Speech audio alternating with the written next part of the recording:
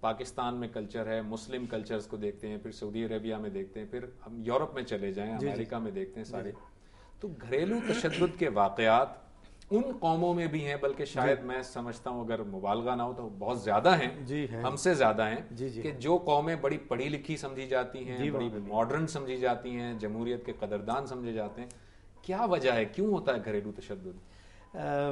Basically اس کے پیچھے جو بنیاد ہے وہ اختلاف ہے، اختلاف رائے ہے مختلف ایشوز کے بارے میں۔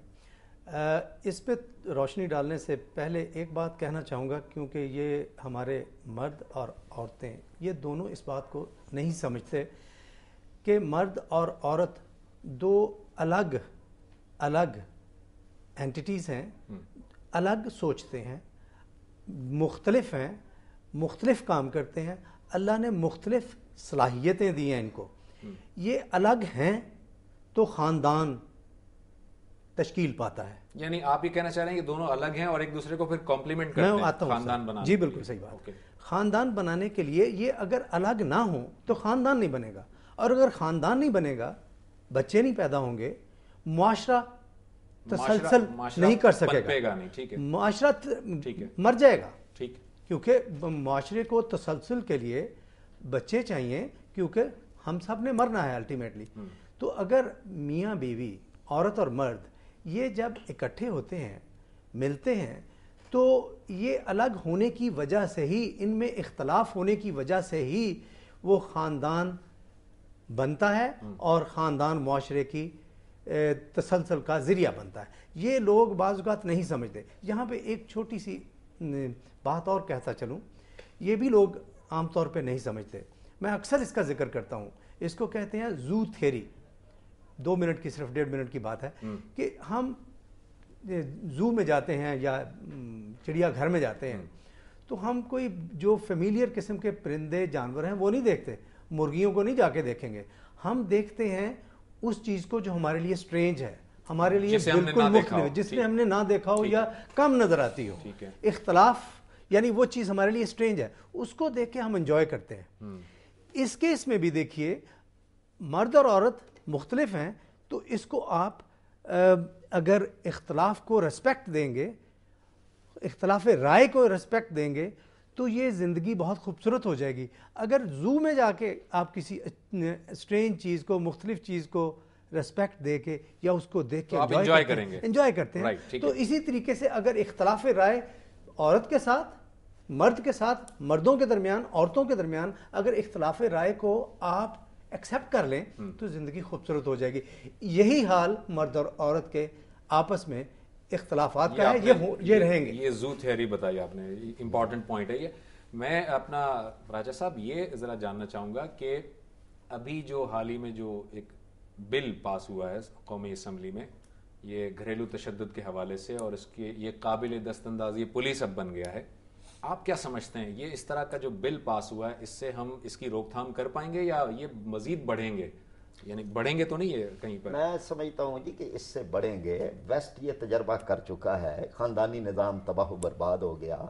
یہ چیزیں قانون سے نہیں رکتی، قانون تو ہمارے ہاں پہلے موجود ہیں، یعنی اسی قانون میں جو یہ اب لایا گیا ہے گھریلو تشدد کا، اس میں 6 تعزیرات پاکستان کی دفعات کا حوالہ دیا گیا، گویا پہلے موجود ہیں۔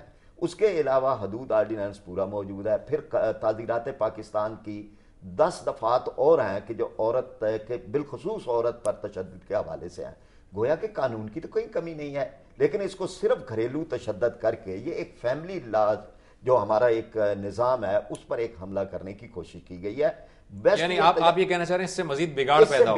ویسٹ یہ تجربہ کر چکا ہے۔ نہیں، میں آپ سے عرض کرتا ہوں کہ وہاں پہ جب یہ قوانین زیادہ آتے گئے عورت کے حق کے اندر، اس سے تشدد کے واقعات بڑھے۔ اٹلی میں ہر تیسری عورت پٹتی ہے، اور یہ ان کے میرے پاس ساری ریسرچ پڑھی ہوئی ہے، یورپ کے اندر پورا بھرا ہوا ہے۔ 8 لاکھ عورتیں ہر سال ہسپتال میں پہنچتی ہیں۔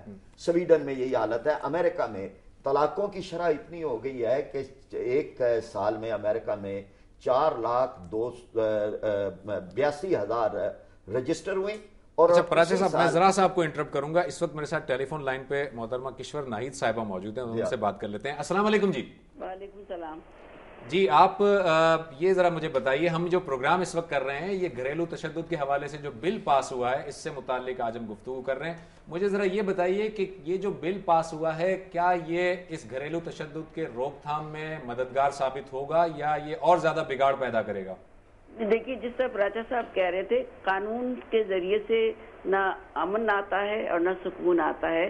اصل چیز ہوتی ہے اس پہ عمل درآمد کرنا کیسے ہے. ہمارے یہاں عمل درآمد میں اتنی رکاوٹیں اور اتنی دیر بعد کسی چیز کا فیصلہ ہوتا ہے کہ وہ معاملہ وہیں کا وہیں ختم ہو جاتا ہے. ابھی میں پرسوں پڑھ رہی تھی شیخو پورہ میں ایک خاتون جج کے کسی ملزم نے کان کاٹ دیے. یہ کس قانون میں لکھا ہے کہ اس طرح کی حرکتیں ہوں؟ اصل چیز یہ ہے کہ یہ بھی قانون جو پاس ہوا ہے اس میں بھی بہت سقم ہے، جیسا کہ پراچا صاحب بھی کہہ رہے تھے بہت سے سقم ہیں، لیکن اصل چیز یہ ہے اس پہ عمل درآمد کرنا. اگر سعودی عرب میں ان کے قوانین پہ عمل درآمد ہو سکتا ہے، اور اگر امریکہ میں بھی جو یہ کہہ رہے تھے. اچھا کشور صاحب ایک ذرا سا میں انٹرپٹ کروں گا آپ کو. یہ جو پراچا صاحب نے بات کی نا اس کے ذرا اگر آپ غور کریں تو دو پہلو پہ بات کی. آپ سے ذرا میں یہ جاننا چاہتا ہوں، جیسے آپ نے کہا کہ اصل چیز ہے عمل درآمد کرنا، ٹھیک ہے، اگر بال فرض مان لیا جائے، ہائپوتھیٹیکلی ازیوم کر لیا جائے کہ عمل درآمد 100% ہوگا، 100% ہی ہوگا، تب بھی کیا یہ قانون بنانا ایک معاشرے کے اندر جو خاندان کا جو یونٹ ہے اس میں مداخلت کے مترادف نہیں ہوگا یہ قانون؟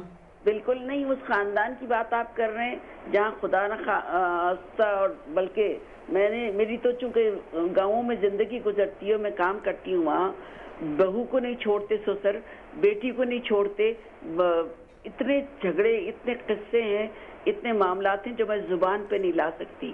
تو ان سب کو ان کا جو ختم کرنا ہے اس کا طریقہ یہی ہے کہ کسی قانون کے ذریعے ان لوگوں کو کسی زد میں لایا جائے، ورنہ یہ لوگ اتنی وحشت ناک زندگی ہمارے دیہاتوں میں پل رہی ہے اور ہمارے دیہاتوں میں. لیکن اس وقت یہ جو قانون سامنے آیا ہے، آپ سمجھتی ہیں کہ اگر یہ قانون فرض کریں اس وقت جیسے کہ امپلیمنٹ نہیں ہوتا ہے جس طرح سے ہونا چاہیے، اگر یہ قانون اسی طرح جاری رہا تو یہ وحشت اور یہ دہشت اور یہ جو اور زیادہ مار پیٹ اور تشدد کے واقعات تو بڑھ جائیں گے. کیونکہ اگر کوئی عورت عدالت میں گئی اپنے شوہر کے خلاف شکایت لے کر یا سسر کے خلاف، تو آپ سمجھتی ہیں کہ وہ خاندان پھر بچ پائے گا یا اس میں مزید بہتری آئے گی؟ دیکھیے ایسے تو خاندان ایسے بھی نہیں بچ پا رہے. میرے علم میں بے شمار مرد آتے ہیں کہتے ہوئے کہ میری بیوی بھاگ گئی ہے، میں 6 بچے ان کو کہاں پکڑوں.